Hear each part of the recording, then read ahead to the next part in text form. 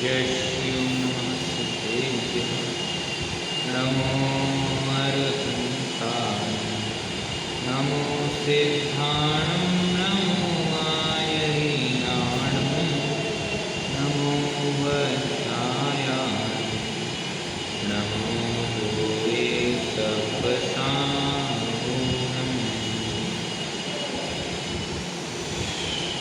अभी तक पिछली कक्षाओं का थोड़ा सा रिवीजन करते हुए अपन चल रहे हैं,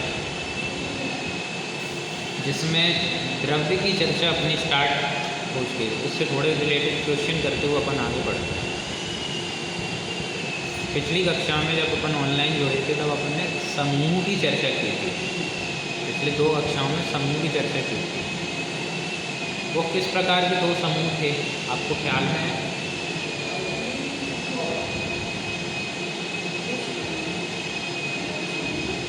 हाँ, समूह में किन किन थी? विश्व में और विश्व को और हाँ हाँ, मतलब 6 द्रव्य। हाँ हाँ, विश्व की परिभाषा में भी समूह आया और द्रव्य की परिभाषा, इन 2 समूहों की हमने बात करी थी पिछली क्लास में। ख्याल आया आपको? हाँ, तो जब हमने उन 2 समूहों की बात करी तो यहाँ भी समूह दिया, यहाँ भी समूह दिया। इन दोनों समूहों में अंतर क्या बताया? जब दोनों की बात करते हैं तो उसमें लक्षण आ जाता है। जैसे कोई भी बिल्डिंग है या कोई भी एक रॉ मटेरियल है, जो भी कोई है, अब उसका जैसे ये हमने पेन किस चीज़ से बना है, अब उसमें छोटे छोटे द्रव्य बन के ये पेन बना, तो उसका लक्षण हुआ ये पेन। तो उससे पता लगा बड़े लक्षण से कि ये पेन, लेकिन जो छोटे छोटे द्रव्य से जो समूह बना वो उसका जो छोटे छोटे आकार जो। अच्छा, मैं थोड़ा हिंट कर देता हूँ। कुछ एग्जाम्पल्स के थ्रू अपन ने लास्ट क्लास में देखा था। कुछ एग्जाम्पल्स के आवाज़ गूंज रही है, ज़्यादा सही आ रही है? सही आ रही है? हाँ, तो लास्ट क्लास में अपन ने कुछ एग्जाम्पल्स के थ्रू देखा था। इसमें सभी द्रव्य पाए जाते हैं, जैसे आपने मैंगो आइसक्रीम का बताया। हाँ, तो उनके थ्रू ख्याल में है आपको? हाँ हाँ, बताओ आप। जैसे आपने मैंगो आइसक्रीम का बताया, उसमें मैंगो भी है, चीनी भी है, दूध भी है और उसका जो सब मिला। हाँ, मैंगो आइसक्रीम बनी। हाँ, वो किसके लिए उदाहरण दिया था? वो गुणों के लिए दिया था। गुणों के लिए। उसमें पूरा का पूरा समाहित हो गया। हाँ, वो समाहित हो गया। तो ये किस प्रकार का समूह है और किस द्रव्य से पता लगा। हाँ, द्रव्य से पता लग रहा है। हाँ। तो द्रव्य वो समूह किस रूप में है? किसका उदाहरण है? जो आइसक्रीम का आप उदाहरण बता रहे हो, मैंगो का, गुणों का, वो विश्व रूप में है कि द्रव्य रूप में है? विश्व के रूप में। हाँ, क्योंकि विश्व में ही द्रव्य होते हैं। हाँ, और द्रव्य से ही गुण पता लगता है। गुण की बात अभी जैसे आपने बताया, मैंगो आइसक्रीम को विश्व का उदाहरण बताया। अब घटित करके बताओ कैसे? विश्व जो जिस तरीके से विश्व द्रव्यों का समूह है, उसी तरीके से मैंगो आइसक्रीम भी एक प्रकार का उसी तरीके का समूह है। आप घटित करके बताओ। जैसे फूल हो गया, इसी इसमें दूध भी है, हाँ, चीनी भी है और मैंगो भी है और जो भी है, इसको हमने अलग अलग कर दिया। अलग सब उसमें है, एक में रहते हुए भी सब उसमें अलग अलग द्रव्य है। लेकिन जब हम उन समूहों को जोड़ देते हैं तब उसका एक अस्तित्व निकल के आता है कि उसका एक लक्षण होता है कि ये मैंगो आइसक्रीम बनी। थोड़ा आप बताओगे, क्लियर करोगे थोड़ा और इसको? क्योंकि उसमें समाहित है ना, समाहित होते हुए भी वो अलग अलग है।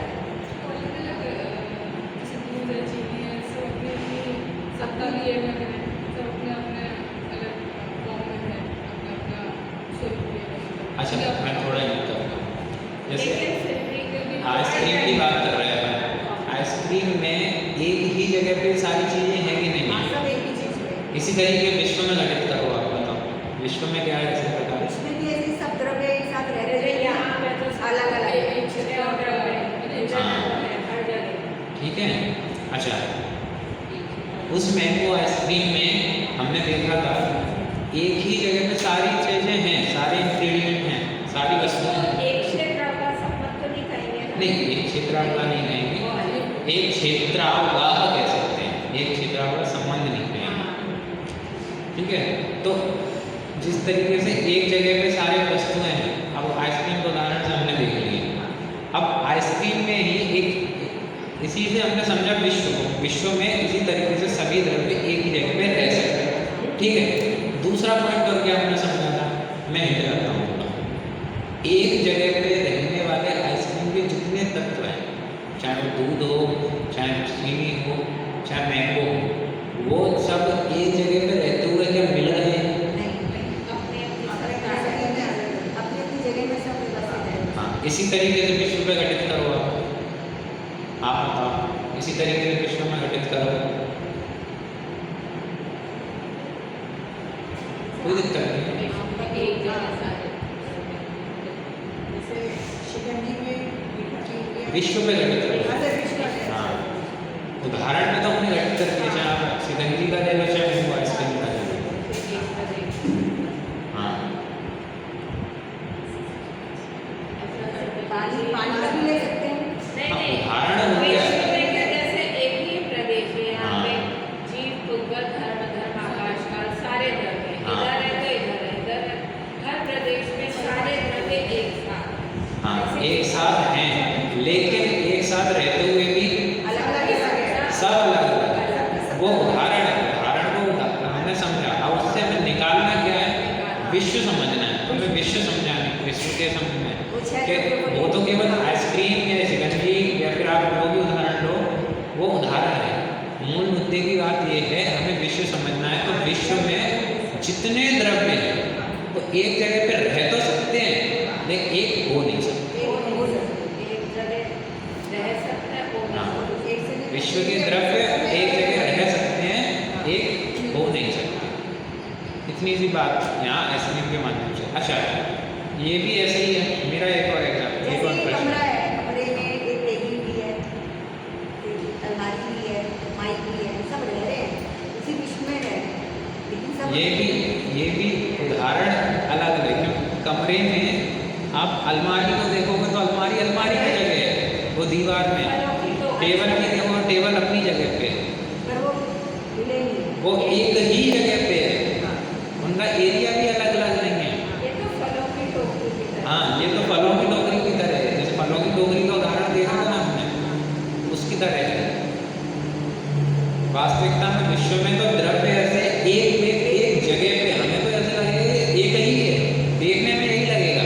जैसे दूध और पानी। दूध और पानी, हमें ये भी तो लगता है कि मेन है। सबसे बड़ी भूल तो इसी चक्कर में होती है ना, दो द्रव्यों को मिला जुला देखते हैं जीव और दूध। एक जगह पे रहने की वजह से। तो इसी वजह से दिक्कत, सारी भूलें तो इसी वजह से खड़ी हुई। ये तो हमने समझा था विश्व, जो द्रव्यों का समूह है, उसमें विश्व की परिभाषा, जो विश्व द्रव्य का समूह है, इसमें सीधा सिंपल आपको ये ध्यान रखना है कि द्रव्य विश्व में जो हैं वो सभी द्रव्य एक जगह पे रह सकते हैं, एक हो नहीं सकते। ठीक है, कभी मिलते भी हैं, कभी बिछड़ते भी हैं। ठीक है, और हमने जब द्रव्य की परिभाषा देखी थी, द्रव्य की क्या परिभाषा थी? गुणों के समूह को द्रव्य कहते हैं। गुणों के समूह को द्रव्य कहते हैं। हाँ, उसके लिए कौन सा एग्जाम्पल देखा था? नींबू का, मिर्ची का लिया था, शक्कर का लेते हैं, मिश्री का लेते हैं। अच्छा, शक्कर के दाने पर आप घटित करके बताओ। चलो, शक्कर में का मीठापन ही है, उसका सफेदपन, हाँ उसका कठोरपन, हाँ, सब द्रव्य के गुण हो गए। ठीक है, ठीक है। तो अब ये शक्कर का एक दाना है, और शक्कर का दाना आप कौन से कोने से पकड़ोगे तो वहाँ पे कठोर नहीं होना चाहिए। सारे उसमें टुकड़े में पाया जाएगा तो हर जगह से कठोर है, ठीक है। कौन सा हिस्सा ऐसा होगा शक्कर का जहाँ मीठा नहीं होगा, कोई सफेद ऐसा हिस्सा होगा, लंबे मीठापन, और कौन सा ऐसा हिस्सा होगा जो सफ़ेद नहीं होगा? सारी जगह सफ़ेद होगा। मतलब इसको ऐसे भी घटा दें कि जैसे शक्कर हुई, गुलगुल, उसका स्पर्श हाँ, वो उसको, हाँ, ये उदाहरण के तौर पे। मतलब वो ऐसे ही पुद्गल में स्पर्श रस गंध वर्ण है। इसी तरीके से विश्व में जितने भी द्रव्य हैं उनके जितने भी गुण हैं वो इसी प्रकार होते हैं। वो स्पर्श रस को वर्ष से ही हाँ। चारों सफेदी आया। ठीक है। अब मेरा एक क्वेश्चन है, आप लोगों से मेरा एक क्वेश्चन है। जैसे हमने विश्व की परिभाषा में देखा कि जितने द्रव्य हैं वो एक जगह पे रह सकते हैं। जैसे मैंगो आइसक्रीम में हमने उदाहरण देखा था, द्रव्य में भी सभी गुण एक ही जगह पे हैं। द्रव्य है जितना, उतने में पूरे में द्रव्य गुण है कि नहीं है, शक्कर के दाने का। तो दोनों समूहों में अंतर क्या हुआ? वहाँ भी सारे द्रव्य एक ही जगह पे हैं, यहाँ भी सारे गुण एक ही जगह पे हैं, दोनों में अंतर क्या निकला? इसके अंदर ये हुआ कि जब हम लक्षण को देखते हैं तो छोटे छोटे जो चीज़ें होती हैं उससे जो द्रव्य बना, और जब उसका जो आकार बना ये एक ही सत्ता की बातें अलग अलग है। हाँ, हाँ, थोड़ा आपका उत्तर आया। थोड़ा सा इसको डिस्क्राइब करोगे, थोड़ा सा बोलोगे इसको।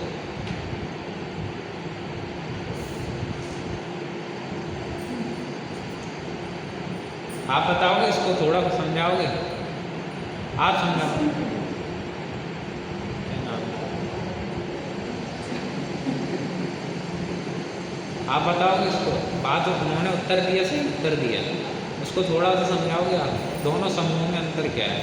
यहाँ भी सारे द्रव्य एक ही जगह पे हैं, वहाँ भी सारे गुण एक ही जगह पे हैं, तो फिर दोनों समूहों में अंतर क्या है?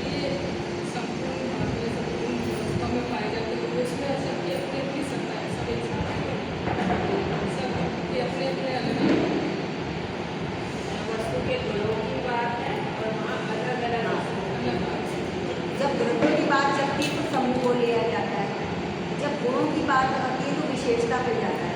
विशेषता पे जाते हैं, वो भी समूह है, गुणों का समूह। परिभाषा में तो ये अंतर सामान्य सा उनका कहना कि वहाँ एक ही सत्ता है, कहाँ पे? द्रव्य, ठीक है, गुणों के समूह में। और जब विश्व की बात करें वहाँ द्रव्यों का जो समूह वहाँ अलग अलग सत्ता है। मतलब क्या कि वास्तविकता में गुण कोई अलग अलग चीज़ नहीं है वो एक ही द्रव्य है। वो उसके छोटे छोटे पार्ट से पता लगता है ना, कोई भी चीज़ जैसे फूल का आ गया, हाँ, फूल में सफ़ेद रंग हो गया, हाँ। खुशबू से पता लगा कि ये फूल का मुझे उसका गुलाबीपन पता लगा, तो वो छोटे छोटे छोटे द्रव्य से तो पता लगा ये हाँ। फूल बना है। बराबर। तो विश्व में तो अलग अलग सत्ता है, जीव अलग है, पुद्गल अलग है, धर्म अधर्म आकाश काल सारे अलग हैं। इवन मेरे जीव की सत्ता अलग है, आपके जीव की सत्ता अलग है। इसमें बहुत सारे परमाणु होंगे, इसमें होंगे बहुत सारे परमाणु, तो प्रत्येक परमाणु की अपनी अपनी सत्ता अलग अलग है।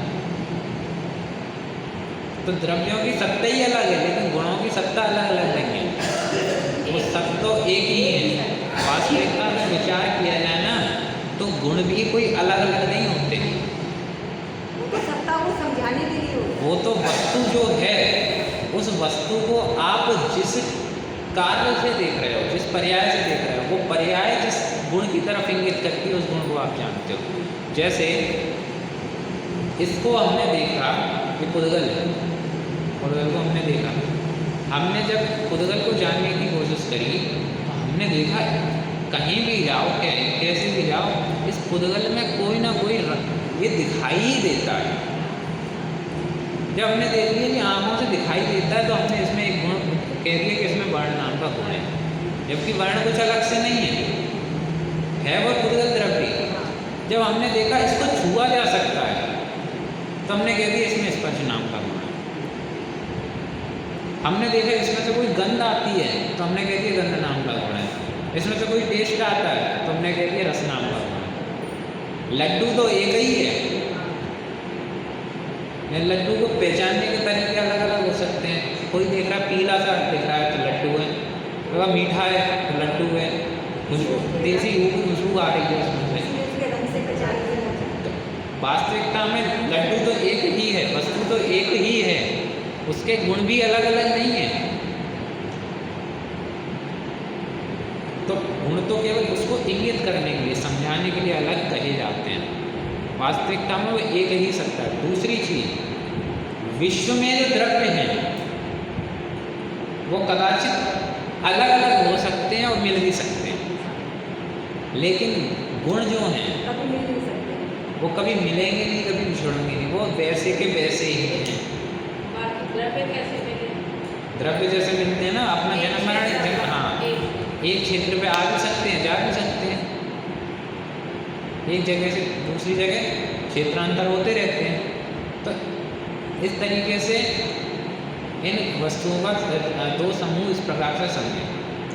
अब बात आती है गुणों के बारे में, थोड़ा गुणों की चर्चा करते हैं। गुणों की परिभाषा पता है आपको? आपको पता है पीछे? गुणों के समूह को जो द्रव्य गुण है, संपूर्ण अवस्था आप बताओगे? अच्छा चलो, आप सुनना, केवल इनमें से कोई बताएगा, आप सुनना, आप बताना सही बताया कि गलत बताया, ठीक है? चलो आप बताओ। संपूर्ण भागों में और संपूर्ण अवस्था में जो पाए सही बताया मैंने, ठीक है? अच्छा एक बार आप रिपीट करोगे इसको, एक बार चलो। हाँ, संपूर्ण अवस्था में और संपूर्ण भागों में जो पाए द्रव्यों की संपूर्ण भागों में और संपूर्ण अवस्था में जो पाया जाता है। हाँ, जो द्रव्य के संपूर्ण भागों में और संपूर्ण अवस्थाओं में। अब इसका मतलब क्या है? इसका मतलब क्या है? संपूर्ण भागों में और संपूर्ण अवस्थाओं में। अलग अलग जैसे चीजों में अवस्था एक है। क्या मतलब है संपूर्ण भागों संपूर्ण अवस्थाओं में?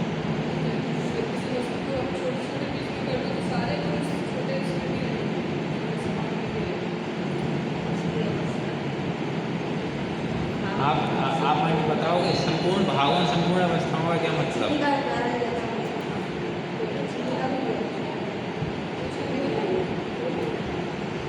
हाँ बताओ। चीनी मेरे से हाँ। है, मीठा पत्ती है, कटोरी है। द्रव्यों के जैसे उसकी उनकी पाई और अवस्था में भी एक ही है। इसलिए कि संपूर्ण अवस्था में भागों में भी है और अवस्था में भी है। इसका मीठापन जो है वो सारे में हाँ, जैसे हाँ, जैसे शक्कर को देखा आपने, शक्कर देखी है। अब शक्कर को आप, एक गुण है मिठास, ठीक है?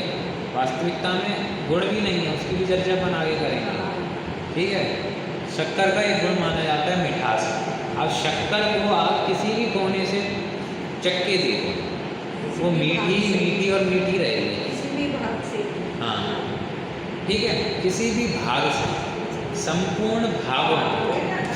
इसी तरीके से विश्व में जितने द्रव्य हैं वो पूरी तरीके से उसका हर एक अंश, उसका हर एक भाग उसके गुण में होता है। जैसे मैं ज्ञान हूँ, ज्ञान वाला हूँ, मैं कौन हूँ? जीव हूँ ना। कौन सा द्रव्य हूँ मैं? मैं जीव द्रव्य हूँ। इसमें कौन से गुण पाए जाते हैं? ज्ञान गुण पाया जाता है, दर्शन गुण पाया जाता है, शुभ गुण पाया जाता है। तो ये गुण मेरे कहाँ पे पाए जाते हैं? यहाँ पे। लास्ट क्लास में अपन ने कृष्ण किया था ना, ज्ञान यहाँ, दर्शन यहाँ, शुभ यहाँ। हमारे संपूर्ण एरिया में पूरे संपूर्ण कि मतलब ज्ञान पूरी तरीके से पूरे संपूर्ण अंशों में व्याप्त है, संपूर्ण भाग में व्याप्त है। अच्छा, संपूर्ण भागों में। और दूसरा पॉइंट, अवस्था शक्कर की डली को आप नमक के बीच में डाल दो, खारी हो जाएगी। अरे मिर्ची के पाउडर में डाल दो, तब भी मीठी रहेगी। करेले के बीच में डाल दो, कड़वी हो जाएगी। मतलब आप किसी भी चीज़ में डाल दो, उसकी मिठास कभी नहीं जाएगी। किसी भी कंडीशन में रख दो आप उसे, चाहे सर्दी हो, चाहे गर्मी हो, चाहे बरसात हो, चाहे किसी भी अवस्था में हो, किसी भी कंडीशन में हो, वो मिठास छोड़ने वाली नहीं है। पानी में डाल दो तो मीठी, शरबत बना देगी, लेकिन वो मिठास कभी छोड़ेगी नहीं। इसी तरीके से कोई भी विश्व का कोई सा भी ऐसा द्रव्य नहीं है जो अपने किसी भी अवस्था में अपने गुणों से रहित होता। मतलब ये पुद्गल का कोई परमाणु भी होगा ना, उसके जितने गुण हैं, स्पर्श रस गंध वर्ण वाले या अनंत गुण, उनसे वो कभी रहित होगा?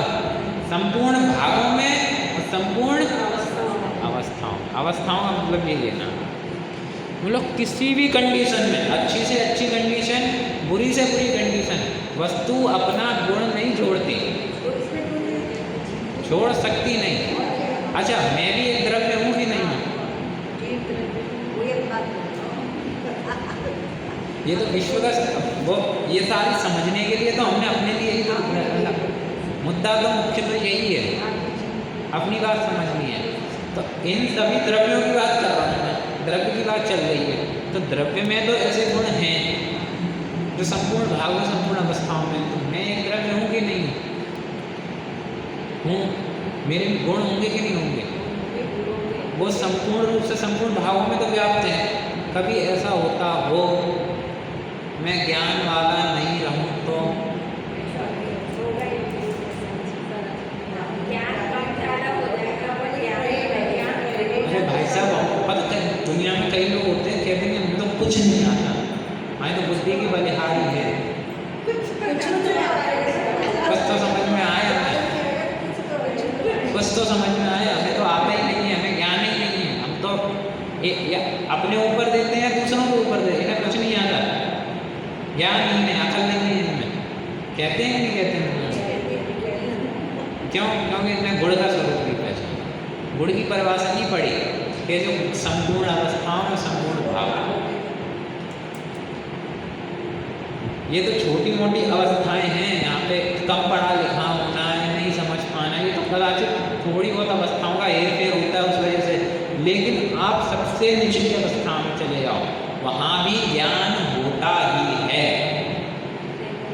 अगर ज्ञान छूट जाए तो गुण नहीं रहेगा, और गुण नहीं रहेगा वस्तु ही नहीं रहेगी, क्योंकि वस्तु ही उसका नाम है जो गुणों का समूह। जब एक गुण नष्ट हो सकता है तो सारे गुण नष्ट हो सकते हैं, और जब सारे गुण नष्ट हो सकते हैं तो सारे वो पूरा का पूरा द्रव्य नष्ट हो सकता है, और जब एक द्रव्य नष्ट हो सकता है तो सभी द्रव्य नष्ट हो सकते हैं। जब सभी द्रव्य नष्ट हो जाएंगे तो पूरे विश्व का लोक। मतलब क्या कि अगर एक द्रव्य से एक गुण एक समय के लिए भी कम हो गया है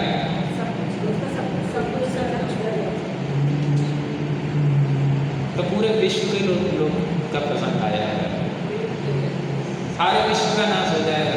होता नहीं है, ऐसा वस्तु स्वरूप है। तो हम तो इतने परेशान होते, मेरे अंदर कितना मेरे अंदर कोई गुण ही नहीं है, मेरे अंदर कोई क्वालिटी नहीं है। ये जिनवाणी कह रही है तुम्हारे पास अनंत गुण वाले पद हैं, जो कभी भी तुमसे किसी भी अवस्था में, किसी भी भाग में तुम्हें छोड़ने वाले नहीं है। किसी भी कंडीशन में चले जाओ, तो हम दुखी होते फिर रहे हैं, हम परेशान होते फिर रहे हैं। ज़्यादा कम समझ नहीं पा रहे ना उस चीज़ को, हाँ। इसलिए परेशान हो रहे हैं। मैं गुणों का समूह यही तो जिनवाणी की परिभाषा को बताई ना इसने, जिनवाणी ने, कि द्रव्यों का नाम विश्व, द्रव्यों के समूह का नाम विश्व, गुणों के समूह का नाम द्रव्य, और जो द्रव्य के संपूर्ण अवस्था और भागों में पाया जाएगा उसका नाम गुण। ये परिभाषाओं को समझने का कितना फायदा है। ये तीनों विश्व की परिभाषा द्रव्यों का समूह, द्रव्यों के समूह को विश्व कहते हैं, गुणों के समूह को द्रव्य कहते हैं।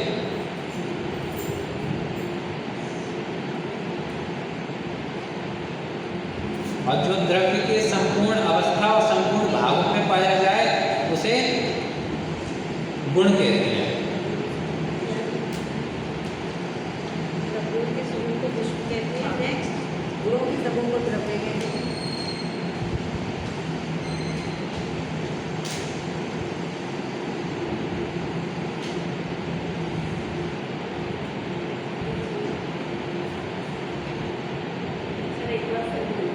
हाँ, द्रव्यों के समूह को विश्व कहते हैं, गुणों के समूह को द्रव्य कहते हैं,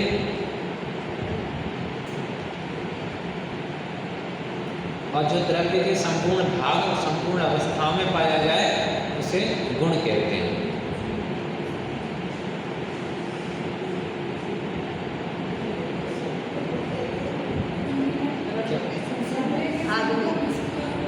द्रव्यों के समूह को विश्व कहते हैं, गुणों के समूह को द्रव्य कहते हैं।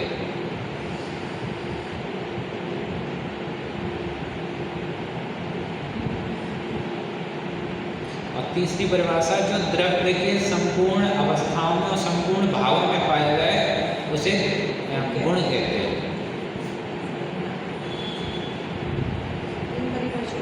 ठीक है, अब इन तीन परिभाषाओं को पढ़ने से कितनी टेंशन खत्म हो सकती है अपनी, कितनी रिलैक्सेशन आ सकती है, क्योंकि हम सारी बातों में चिंतित यही है। एक बात कहते हैं, जब हम ये समझते हैं हाँ, तो थोड़ी एंजाइटी होने लगती है, किसका हार्ट बीट फास्ट होने लगती है। वो उत्साह आता है ना, वो कहते हैं गूज़बम्स आते हैं, गूज़बम्स आते हैं।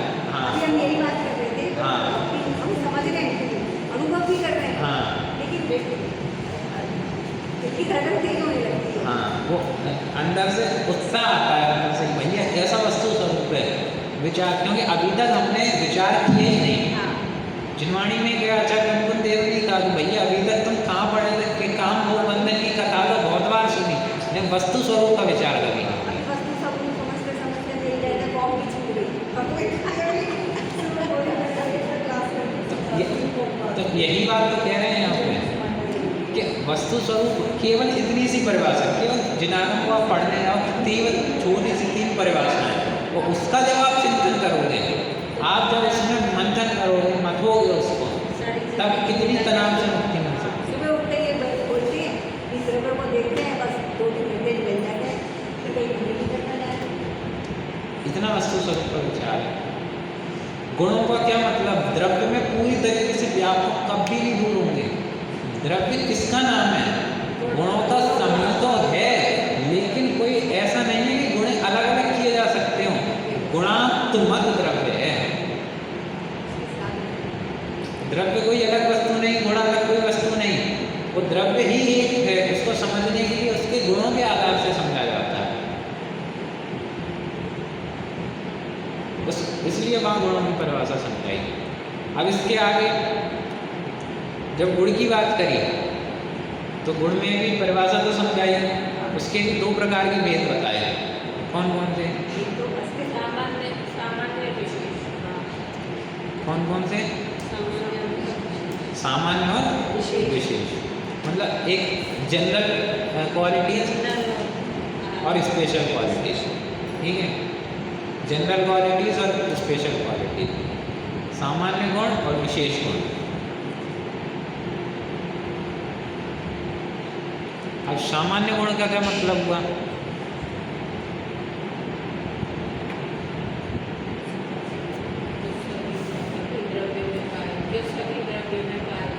पीछे से बैठ के आप बताओगे। सामान्य का मतलब केवल वर्ड से समझ में आ रहा है, सामान्य शब्द है, इंग्लिश में बोलो जनरल क्वालिटीज। आप बताओ।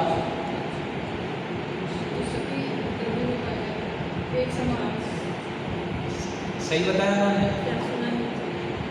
ये कह रहे हैं सभी द्रव्यों में पाए जाए वो सामान्य गुण। सही बताया उन्होंने, आपको क्या लगता है पीछे से, हाँ या ना में तो आप बता दो। ठीक है, तो मतलब सामान्य गुण मतलब जो विश्व के सभी द्रव्यों में पाए जाते हैं, जो विश्व के सभी द्रव्यों में पाए जाते हैं। स्पेशल विशेष गुण किसे कहेंगे, जैसे चीनी होगी, चीनी मीठी है और अच्छा मेरा प्रश्न है आपसे, चीनी में मिठास नाम का गुण है कि नहीं, है, पक्का?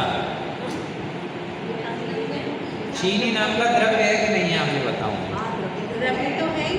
चीनी नाम, तो 6 द्रव्यों में कहाँ नाम आता है चीनी? 6 द्रव्यों में चीनी का कहाँ नाम आता है? वास्तविकता में देखा जाए तो चीनी कोई द्रव्य नहीं है, चीनी एक पर्याय है, स्कंद रूप पर्याय है, कोई और द्रव्य नहीं। और इस पर पुद्गल के कौन कौन से गुण होते हैं, स्पर्श रस रस वर्ण, तो और रस की कौन कौन सी पर्याय होती है, खट्टा मीठा, कड़वा, कसाला, चटपटा, उसमें मीठा नाम का एक पर्याय है कि नहीं है? जो चीनी रूप स्कंद है, पुद्गल की पर्याय है, उसमें जब अपन रस गुण की बात करेंगे तो उस रस गुण की पर्याय नहीं थी। वास्तविकता में गुण कौन सा है वहाँ पे? रस कौन सा है? रस कौन सा? रस कौन, वो सॉरी, गुण कौन सा है? गुण रस है वहाँ पे। अच्छा, अग्नि का गुण कौन सा है? आग। पक्का?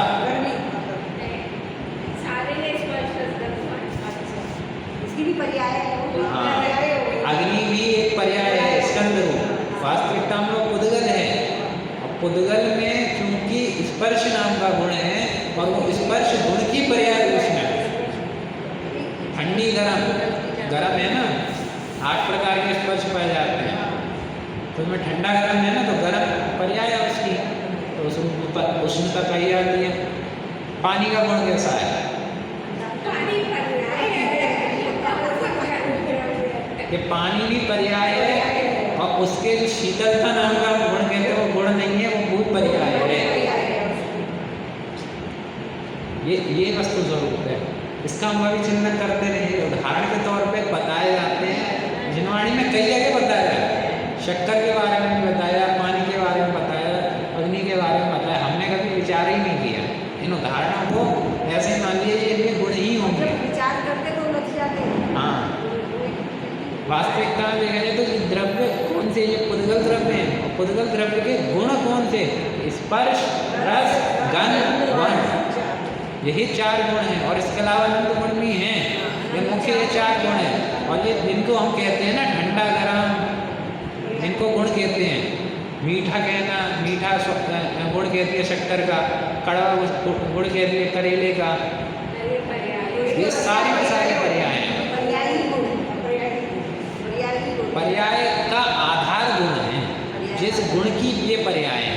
रस गुण की पर्याय होगी तो कड़वी होगी, मीठी होगी, कषायली होगी, चरबरी होगी। स्पर्श गुण की पर्याय होगी तो वो हल्की होगी, भारी होगी, रूखी होगी, चिकनी होगी, कड़ी होगी, नरम होगी, ठंडी होगी, गर्म होगी। इस प्रकार की पर्याय होगी।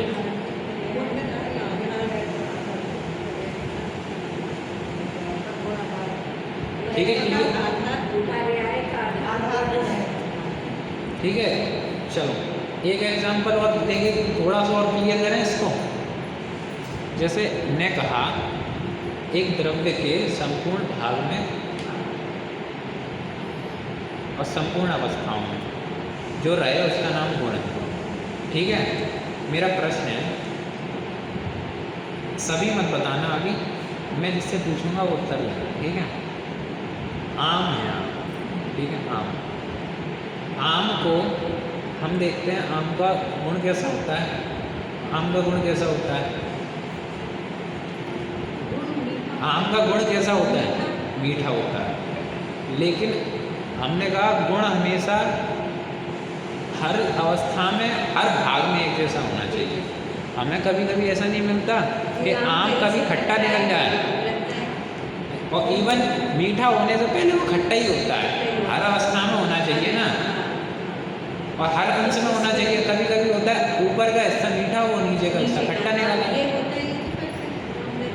होता है कि नहीं होता है? ऐसा यार आप बताओ, आप इसका उत्तर कौन देगा? संपूर्ण अभी गुण उसके उपलब्ध नहीं हुए, या तो गुण उपलब्ध नहीं हुए मतलब गुण, पूरे में मतलब आपका कहना ये हुआ कि कोई आएगा और बाद में आगे उसे उपलब्ध कराएगा? नहीं, जैसे पूरा आम पका नहीं तो इसलिए मीठा नहीं हुआ, आधा आ रहा है करता है। कोई और इसका उत्तर देगा? उत्तर नहीं देना, केवल बताना कौन देगा। आप बोलोगे, चलो बताओ। इसके संपूर्ण भाग में तो चेंज होता रहता है ना, काल प्रकृति के हिसाब से देखा जाए। चेंज हो रहा है मतलब अब उन्होंने कहा नहीं है, पर पूरी अवस्थाओं में ही हो रहा है। हाँ, तो वही तो गड़बड़ हो रही है ना। हमने तो परिभाषा में देखा संपूर्ण अवस्था में, संपूर्ण भाग में नहीं है, तो परिभाषा गड़बड़ हो गई। परिभाषा गड़बड़ हो गई ना। ये आपका क्या? हर क्षण बदल रही है। हाँ, आप बताओ।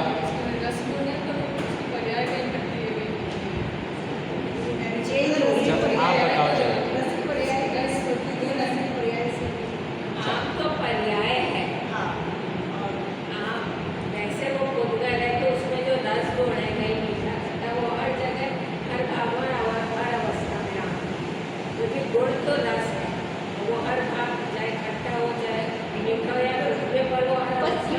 लेकिन ये पर्याय आपने उनका उत्तर सुना, उन्होंने उत्तर दिया, आप जैसे समय में आप बताओ। देखो गुड़ तो रस है ना, तो वो तो रस गुड़ की खट्टा मीठा है, वो तो हर जगह है, चाहे खट्टे चाहिए पर है। और वास्तव में तो आम में तो पर्याय है, द्रव्य शब्द का अलग होता है। हाँ, अभी थोड़ी देर पहले इसकी चर्चा की, आम वास्तविकता में क्या है, द्रव्य है कि पर्याय है? वो एक तो स्कंद रूप पर्याय है। दूसरी बात हमने कहा गुण संपूर्ण अवस्था और संपूर्ण भागों में पाया जाता है, पर्याय का नहीं कहा हमने। गुड़ तो रस है, ठीक है, आप ध्यान से सुनना मेरी ये बात। छा देना सब। जैसे आम का गुण रस है। आम का गुण, आम पुद्गल है, वो पुद्गल द्रव्य है कि नहीं है? सामान्य तौर पर समझो वो पुद्गल द्रव्य है। अब पुद्गल द्रव्य का गुण कौन सा होता है? स्पर्श रस गुण होता है। अब रस गुण है, वो जब खट्टा था तो रस गुण था कि नहीं था? अच्छा, ऊपर जहाँ मीठा है वहाँ रस है कि नहीं, रस गुण है कि नहीं है? और नीचे जहाँ खट्टा है वहाँ, अच्छा जब कच्चा था तब रस गुण था कि नहीं था? अब पक गया तब रस गुण है कि नहीं? तो ये कहाँ परिभाषा खंडित है? सर ये लिखा है। वास्तविकता में हम रस गुण को नहीं देख रहे थे, हम रस गुण नहीं समझ रहे थे, हम समझ रहे थे मीठे पानी को, जो पर्याय है। बात समझ में आई मेरी? क्लियर हुआ आपको? चलो एक बार आप बताओ, एक बार आप बताओ यही बात, ताकि वो सुन सके। आम का जो गुण है उसमें रस से पता लगा, उसके उसकी पर्याय में खट्टापन आया है, हाँ। लेकिन गुण तो उसके अंदर रस नहीं है, उससे पहचान नहीं लगा। रस स्पर्श रस। क्लियर हुआ आपको? क्या बताओ आप? इतना आम तो एक पर्याय है, लेकिन जो आम तो एक गुण है। देखो आप कैसे समझे? देखो आम क्या है? आम कौन सा द्रव्य है? आम में आम कौन सा द्रव्य? जीव, पुद्गल, धर्म, आकाश, काल, इनमें से कौन सा द्रव्य है? आम पुद्गल है, ठीक है। पुद्गल के कौन कौन से गुण होते हैं?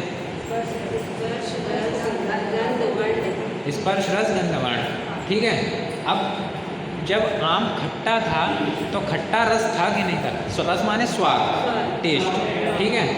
तो जब कच्चा था तब भले ही खट्टा हो, टेस्ट था कि नहीं था? तो गुण कौन सा था? रस है कि मीठा है? गुण क्या है उसमें? रस है ना।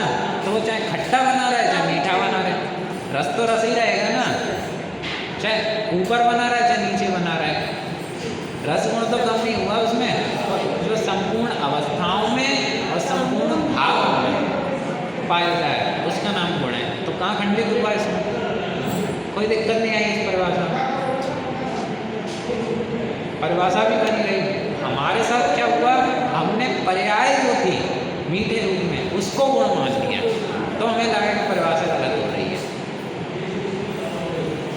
ये उदाहरण के तौर पे हमारे सामने कई चीज़ें आती हैं, हमको उस रूप में ही समझ लेते हैं। और इस तरीके से जब आप चिंतन करोगे बहुत सारी वस्तुएं हैं। सर ये लिखा है, क्या चीज़ें? आम का गुण चलो मैं एक काम करता हूँ, व्हाट्सएप ग्रुप पे मैं कुछ एक चीज़ें वस्तुएं लिखूँगा और उसके गुण लिखूँगा। आपको साबित करना है कि इसमें ये गुण है या नहीं है। जैसे मैंने बताया आम का मीठा गुण, इसी तरीके से मैं कुछ वस्तुएं लिखूँगा और उनके गुण लिखूँगा। हाँ, नींबू का खट्टा गुण, ठीक है, नींबू का पीला गुण, इस तरीके से मैं लिख दूँगा कुछ चीज़ें। हाँ, और आपको फिर उसमें लिख के लाना है कि ये सही है, ये गुण की परिभाषा के हिसाब से सही बैठ रहा है कि गलत बैठ रहा है।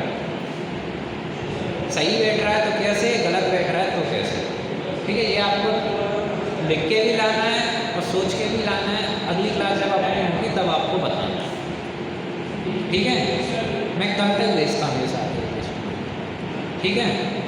तो जैसे अपनी बात चल रही थी अभी, गुणों की सब परिभाषा समझ में आई है पुद्गल के आधार से, ठीक है। सारी चीज़ क्लियर है। फिर अपन बात कर रहे थे सामान्य गुण की और विशेष गुण की। सामान्य गुण मतलब जो सभी द्रव्यों में पाए जाए, मतलब जो गुण विश्व की हर एक वस्तु में पाया जाता है, चाहे वो कोई पुद्गल हो, चाहे कोई जीव हो, चाहे धर्म हो, अधर्म हो, आकाश हो, काल हो, कोई भी वस्तु हो, सब में जो गुण पाया जाए वो क्या है? सामान्य गुण। और जो सभी गुणों सभी वस्तुओं में ना पाया जा करके एक पर्टिकुलरली कैटेगरी में पाया जा रहा हो, जैसे कोई गुण जीव जीव में ही पाए जाते हैं, जैसे कि ज्ञान, दर्शन, सुख, ठीक है। कोई पुद्गल नहीं पाया जाते, स्पर्श, रस, गंध, वर्ण, ठीक है। धर्म में गति हेतुत्व, स्थिति हेतुत्व, अधर्म द्रव्य, आकाश अवगाहन हेतुत्व, आकाश द्रव्य, परिणमन हेतुत्व, काल द्रव्य, ये तो विशेष गुण होते हैं। इनके बारे में अपने को बहुत सारी चर्चा कर भी सकते हैं और की भी गई है, थोड़ा उसका कम विस्तार। अपन बात करते हैं सामान्य गुण। सामान्य गुण का नाम सुना आपने? सामान्य गुण कितने होते हैं? कितने होते हैं? मतलब वैसे तो अनंत सामान्य गुण होते हैं, ऐसा नहीं है सामान्य गुण 6 ही होते हैं। सामान्य गुण अनंत होते हैं, लेकिन जिनवाणी में जिनकी चर्चा मुख्य रूप से मिलती है वो 6 प्रकार के। कितने प्रकार के? 6 प्रकार के। पहला वाला गुण क्या नाम है? हाँ, पहले वाले का क्या नाम है? अस्तित्व गुण। अच्छा, इसका शब्द समझ के आपको कोई मतलब क्या में आ रहा है? अस्तित्व का मतलब क्या होता है? आप लिख लेना, बाद में थोड़ा इधर चर्चा करते हैं अपन। अस्तित्व शब्द आपने सुना है? अस्तित्व शब्द का मतलब क्या होता है? शब्द पहले सुना है नहीं? हाँ, तो इस शब्द का मतलब क्या है? अस्तित्व का मतलब कोई अस्तित्व हो, अस्तित्व हो, मतलब कुछ पाया जाए, जिससे हम पहचान करते हैं, जैसे सोने का नॉर्मल भाषा में कहें जो हो, जो हो, जैसे सोने का पीलापन, वो तो गुण की बात हो गई। नॉर्मली जो हो उसका नाम अस्तित्व, मतलब है उसका नाम द्रव्य है। हर एक वस्तु में हैपना पाया जाता है। हैपना मतलब हर वस्तु है का मतलब, अब इसकी परिभाषा क्या मिलती है जिनवाणी में, कि जिस शक्ति के कारण द्रव्य का कभी नाश नहीं होता और द्रव्य का कभी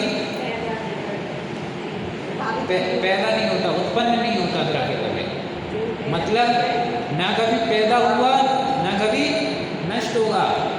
इसका मतलब वो सत्तावान है। उत्पन्न हुआ मतलब पहले उसकी सत्ता नहीं थी, जो चीज़ नहीं पैदा हुई, जो नया पौधा उगा, इसका मतलब जमीन में पौधा पहले था नहीं, ठीक है। और वो हमने पेड़ उखाड़ के फेंक दिया, अब वो पेड़ नहीं है, नष्ट कर दिया। इसका मतलब उगने से पहले भी नहीं था और नष्ट होने के बाद भी नहीं। लेकिन यहाँ जिनवाणी कह रही है कि इस जगत में ऐसी कोई वस्तु नहीं है कि जो कभी नहीं हो। हर वस्तु हर समय है। उसका नाम है जिसके आधार से कह रहे हैं उसका नाम है अस्तित्व गुण है। अस्तित्व गुण मतलब क्या? कि जिसके आधार से वस्तु है। अस्तित्व गुण मतलब वस्तु में एक ऐसा गुण है जिसके कारण से वस्तु है, वस्तु होती है। मतलब वस्तु का कभी ना नाश होता है ना वस्तु कभी उत्पन्न होती है। मतलब क्या हुआ? और ये कैसा गुण है? सामान्य के विशेष सामान्य गुण है। मतलब किस किस में पाया जाएगा ये गुण? सभी द्रव्यों में पाया जाएगा। मतलब इस विश्व की कोई वस्तु ऐसी नहीं है जिसका कभी नाश होता हो और कभी उत्पन्न होती हो। मतलब हर वस्तु ऐसी है बिना नाश के और बिना उत्पत्ति के, सदा काल है, अनादि अनंत है हर वस्तु। अच्छा, हर वस्तु है, उनमें मैं भी हूँ कि नहीं? मुद्दे की बात अब आई। मैं भी वस्तु हूँ भी नहीं, मैं द्रव्य हूँ भी नहीं हूँ। मैं कौन? आत्मा, जी, ठीक है, मैं भी तो द्रव्य हूँ। जब हर वस्तु में अस्तित्व गुण है तो मेरे में अस्तित्व गुण होगा कि नहीं होगा? अच्छा, मेरे में अस्तित्व गुण होगा, इसका मतलब ना मेरा भी कभी नाश हो सकता और ना कभी मैं कभी कहीं से उत्पन्न होगा।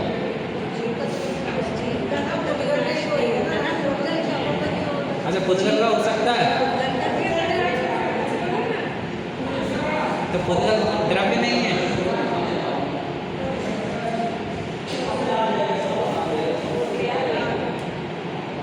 इस वस्तु स्थिति तो कह रही है कोई वस्तु का कभी नाश नहीं हो सकता, चाहे वो पुद्गल हो, धर्म हो, अधर्म हो। हाँ, कंडीशन चेंज होगी, पर्याय बदलेगी, वस्तु का कभी नाश नहीं होगा।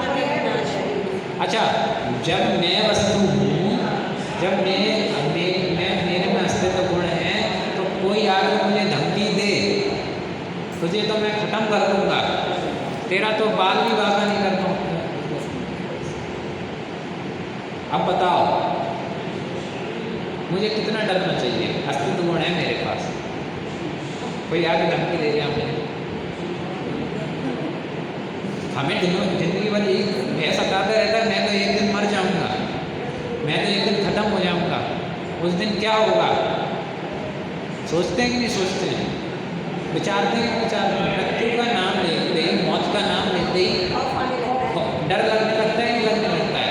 लेकिन हम कह रहे हैं कि तुम में अस्तित्व गुण है, अस्तित्व गुण कह रहे हैं कभी भी नष्ट नहीं होगे, कभी भी, कितनी सी बड़ी प्रलय आ जाए, कितने से बड़ा तूफान आ जाए, सुनामी आ जाए, भूकंप आ जाए, प्रकोप आ जाए, ये अस्तित्व गुण कह रहा है कभी नष्ट नहीं होगे। अच्छा, मैं तो नष्ट नहीं होगा, मैं दूसरे को तो नष्ट कर दूंगा, इसको भी खत्म कर दूँ, उसको भी खत्म कर दूँ, जितने दुश्मन हैं मेरे सारे खत्म कर दूँ, केवल मैं ही बचूंगा, मैं ही राज करूँगा। ऐसा हो सकता है?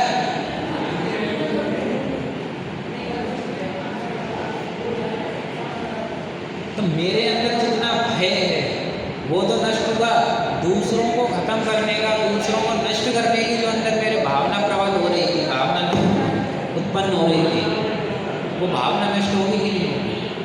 भावना जाएगी कि नहीं जाएगी? कब? जब अस्तित्व गुण समझेगा, जब अस्तित्व गुण ख्याल में आएगा। और मैं कोई नया नहीं हूँ, मैं पैदा नहीं हुआ हूँ, मैं कब से हूँ? मतलब इस माइक के एक एक परमाणु की भी उतनी एज है जितनी मेरी है, अनादि से अनंत, ना कभी प्रारंभ हुआ ना कभी खत्म हुआ। ऐसी हर एक वस्तु की एज है, हर एक वस्तु की। इवन पार्श्वनाथ भगवान की तरह मैं भी, वो भी अनादि अनंत है, उनमें भी अस्तित्व गुण है, मेरे में भी अस्तित्व गुण है। उनकी तरह मैं भी द्रव्य ही हूँ। तो इसका मतलब क्या? ना उनका कभी उत्पत्ति हुई, ना मेरी कभी उत्पत्ति हुई, ना उनका कभी नाश होने वाला, ना मेरा कभी नाश होने वाला है। बस कंडीशन चेंज होती रहती है, उनमें और मेरे में कंडीशन अभी अंतर साफ दिखाई दे रहा है। वो भगवान बन गए, मैं इंसान नहीं बना। उनकी पर्याय भगवान बन गए, हाँ, पर्याय हम अभी संसार ही बने हुए हैं। हाँ, कंडीशन चेंज हुई। वास्तविकता में वस्तु तो जैसी की तैसी हमेशा बनी रहती है, वस्तु का कभी नाश नहीं होता, ये अस्तित्व गुण कह रहा है। तो सारे भय खत्म, दूसरों को मिटाने की जितनी माथे पे जिम्मेदारी थी, इसको खत्म कर दो, उसको खत्म कर दो, होता नहीं चलता कि अब अभी दुनिया में सब जगह चल रहा है, जितना युद्ध चल रहा है, यूक्रेन रसिया का युद्ध चल रहा है, ईरान इजराइल का युद्ध चल रहा है, इंडिया पाकिस्तान की वॉर चलती है, सारी क्यों चलती है? मैं इसको खत्म कर दूंगा, वो मुझको खत्म कर देगा। ये केवल इसी के दम पे तो चलती हैं। लेकिन फैक्ट क्या है, वस्तुस्थिति क्या है कि कोई किसी को नष्ट कर सकता नहीं, क्योंकि सबके पास अस्तित्व गुण है। मैं इसके इवन इसका एक परमाणु कितना छोटा सा, उसके पास अस्तित्व गुण है कि नहीं है? उस परमाणु की इतनी सामर्थ्य है कि मैं उसका बाल भी बांधा ना पाऊं, इस अस्तित्व गुण की वजह से। उस परमाणु की इतनी सामर्थ्य है, तो मैं तो इतना बड़ा हूँ, मेरी इतनी सामर्थ्य होगी अस्तित्व गुण की वजह से, केवल अस्तित्व गुण की वजह से। हमें अपनी सामर्थ्य का ख्याल नहीं है, अपनी सक्षमता का ख्याल नहीं है। हम इसी वजह से तो दुखी हैं, इसी वजह से तो परेशान हैं। अस्तित्व गुण बहुत विस्तार वाला, चर्चा वाला, बहुत अधिक चर्चा वाला। आप चिंतन करो, पढ़ो, समझो, बहुत विस्तार किया जा सकता है इस अस्तित्व गुण में। दूसरा गुण है वस्तुत्व गुण। दूसरा गुण कौन सा है? वस्तुत्व गुण। इसमें हमने वस्तु को वस्तु क्यों कहा? हमने वस्तु को वस्तु क्यों कहा? मतलब कोई भी वस्तु है उसको हमने वस्तु क्यों कहा? क्योंकि उसमें वस्तुत्व नाम का गुण है। जो वस्तुत्व गुण है उसी के आधार पर उस पर वस्तु कहा जाता है। ठीक है, वस्तुत्व गुण की परिभाषा क्या है? वस्तुत्व गुण की परिभाषा है जिस शक्ति के कारण द्रव्य अपना प्रयोजनभूत कार्य करता है, अर्थक्रियाकारित्व पाया जाता है। अर्थक्रियाकारित्व मतलब सिंपल सी भाषा में अगर अपनी लैंग्वेज में कहा जाए तो इस जगत में, इस विश्व में कोई भी वस्तु ऐसी नहीं है जो बेरोजगार है। जिस शक्ति के कारण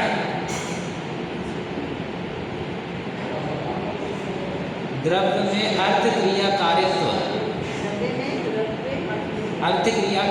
पाया जाए, अर्थक्रियाकारित्व पाया जाए, अर्थात वस्तु अपना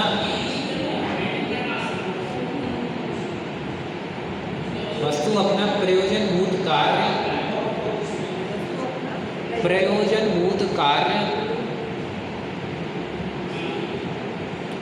करती रहे।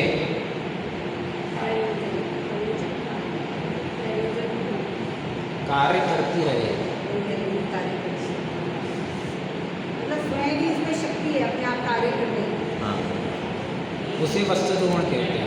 अब इसमें समझाया कि कोई भी वस्तु कभी भी बेरोजगार नहीं है। बेरोजगार मतलब बिना काम की है ही नहीं। हर वस्तु की अपनी अपनी उपयोगिता है,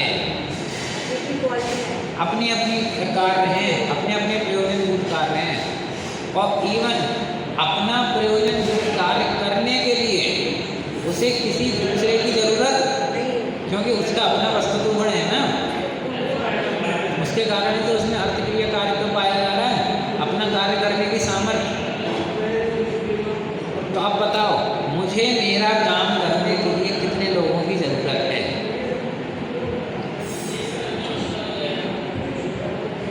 मुझे ज्ञान करने के लिए कितने लोगों की ज़रूरत है? कि टीचर आएंगे, पढ़ाएंगे, बताएंगे, तब मुझे ज्ञान होगा। बगल वाला पड़ोसी आगे मुझे समझा जाए तब मुझे ज्ञान होगा कि भैया ज्ञान तो तुम्हारा गुण है, ज्ञान करना तो तुम्हारा प्रयोजनभूत कार्य है। उसके लिए किसी दूसरे की तुम्हें रत्ती भर की जरूरत नहीं है। हमें स्वयं को शक्ति है, हमें स्वयं को सामर्थ्य है। और दूसरी, जैसे हमें दूसरे की जरूरत नहीं है वैसे ही किसी दूसरे को भी हमारी जरूरत नहीं है। मैं नहीं जाऊंगा तो उसका काम नहीं होगा। मैं देख लूँ, मैं अब उनके घर में कोई फंक्शन होने तो दो, देखता हूँ, मैं नहीं पहुँचूंगा तो कैसे हो जाएगा? होता ही नहीं होता है। लोग कहते हैं कि कैसे, क्यों? क्योंकि हम पूरी जिम्मेदारी, पूरी ठेकेदारी सिर पे लेके चलते हैं। हमारे पास तनाव रहता है, टेंशन रहती है, कहाँ से कहाँ पूरे परिवार को संभालने की, पूरे मंदिर को संभालने की, पूरी समाज को संभालने की, पूरे घर को संभालने की, रहती ही नहीं रहती है। जबकि ये वस्तुत्व गुण कह रहा है कि प्रत्येक परमाणु में अपना अपना कार्य करने की अपनी सामर्थ्य है, उसकी जिम्मेदारी लेने की तुम्हें कोई जरूरत नहीं। हर एक वस्तु, परिवार का एक एक व्यक्ति अपना प्रयोजनभूत कार्य करेगा। कैसे? आपसे कराने से, अपनी शक्ति से। मंदिर में एक एक जो काम होगा वो कैसे होगा? स्वयं की शक्ति से। परिवार में जो काम होगा वो कैसे होगा? इसकी जिम्मेदारी मेरी है, उसका भार मेरा है, मेरे कंधों पे है कि बिल्कुल नहीं है। समझ के इसी का नाम कर्तृत्व बुद्धि है कि मैं ही करने वाला हूँ। इसके लिए उदाहरण आया कि एक बैलगाड़ी जा रही थी, उसके नीचे कुत्ता था। अब वो कुत्ता जिस साइड मुड़े, लेफ्ट मुड़े तो बैलगाड़ी भी लेफ्ट मुड़ जाए, वो राइट मुड़े तो बैलगाड़ी राइट मुड़ जाए। तो उस कुत्ते को क्या लग रहा है? मैं चला रहा हूँ। अब वो टेंशन पकड़ के बैठ गया, अब भैया इस पूरी बैलगाड़ी की जिम्मेदारी किसकी है? मेरे माथे पे, मेरे कंधे पे है। इसलिए पूरी मेहनत मेरे को करनी पड़ेगी, पूरी जिम्मेदारी मेरी है, मेरे को लगन से काम करना पड़ेगा। क्या उसी तरीके से हम लोग, सब लोग ऐसी जिम्मेदारियाँ नहीं उठा रहे हैं? वास्तविकता क्या है कि प्रत्येक वस्तु अपना अपना कार्य स्वयं से कर रही है, प्रयोजनभूत कार्य कर रही है। इसको स्पर्श रस गंध वर्ण रूप वर्णमाने में हमारी कितनी जरूरत है बताओ?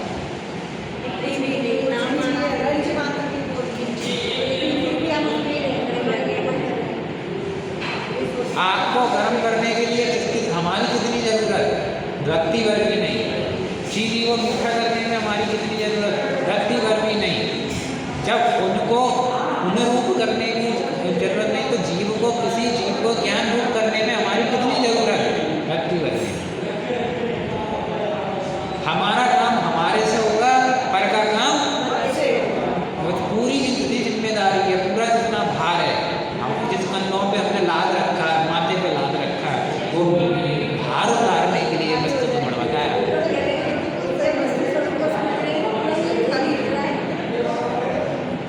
ये चिंतन करें, ये मनन करें, ये पढ़ें, समझें। बहुत अद्भुत चीज़ है, बहुत समझने लायक चीज़ है। मज़ा भी आता है। आप समझो सरल तरीके से समझने आता है। अस्तित्व गुण, वस्तुत्व गुण ये तो है, इसके अलावा द्रव्यत्व गुण। पर जब समझते हैं तो थक भी जाते हैं। ऐसा होता है, देखो वो होता है ना, अपन क्या करते हैं, देखो अपन क्या करते हैं, एक हफ्ता है, 7 दिन है, 7 दिन में केवल एक दिन और उसमें भी केवल 1 घंटा। तो फिर कैसे आप जब समझा रहे तो आनंद आ रहा है और फिर सब जैसे ही खत्म हो जाएगा समझते हैं। इसके लिए उदाहरण कई लोग उदाहरण देते हैं। इसके लिए गाय बनी, गाय क्या करती है? गाय अपना भोजन करती है, उसके बाद जुगाली करती है। इसी तरीके से यहाँ तो भोजन दे दिया अपन ने, अब आप चाहे घर पे कोई काम करो, चाहे खाना बनाओ, चाहे कपड़े धो, बर्तन धो, कोई भी काम कर रहे हो आप, जुगाली करो। जुगाली करो मतलब जो हमने 1 घंटे पढ़ा है, समझा है, सोचा है, उसका चिंतन मनन, अपने स्वरूप का चिंतन मनन जब होगा तो और अद्भुत आनंद आएगा। फिर ये नहीं होगा कि हमें 1 घंटे ही लगता है, उसके बाद में तो ऐसे के वैसे हो जाता है। हाँ, अभी ये तो अस्तित्व गुण, वस्तुत्व गुण है, केवल 2 ही गुण हैं। अभी चर्चा हुई है 6 सामान्य गुण, 6 के 6 की जब आप चर्चा करो ना, सुनो बहुत आनंद आएगा, क्योंकि वस्तु स्वरूप बता रहे हैं ना।